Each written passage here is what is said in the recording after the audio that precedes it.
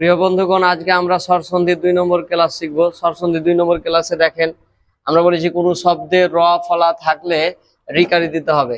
হ্যাঁ, র ফলা, এই যে র ফলা থাকলে রিকার দিতে হবে। আমরা র ফলা বলতে কি বুঝি? এটা র ফলা। যেমন ধরেন, হ্যাঁ, ব্র সমান এই যে এই র ফলা সমান আপনার রিকার দিতে হবে, এই যে রিকার দিতে হবে, ঠিক আছে? রিকার মানে এখানে হয়ে যাবে ব্রি, ব্রি এরকম। আমি উদাহরণ দিই তাহলে বুঝতে পারবেন। যেমন পিত্রালয়, পিত পিতরা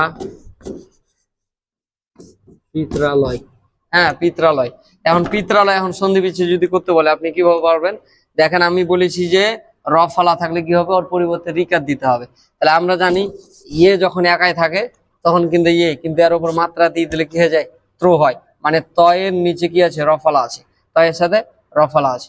তাহলে আমরা এই পি বসিয়ে দিলাম, রুলস অনুযায়ী পি বসালাম। আর এখানে যেহেতু ত্র আছে তাহলে এখানে আমরা কি করব? ওই র ফলার পরিবর্তে আমরা রিকার বসিয়ে দেবো। রিকার বসিয়ে দিলাম, দিয়ে যা আছে তাই বসিয়ে দেবেন। আলয় আছে, আলোয় বসিয়ে দিলেন,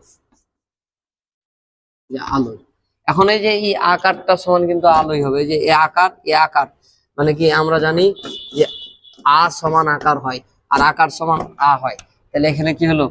আলয়, এই যে আলয়, পিতৃ যোগ আলয়।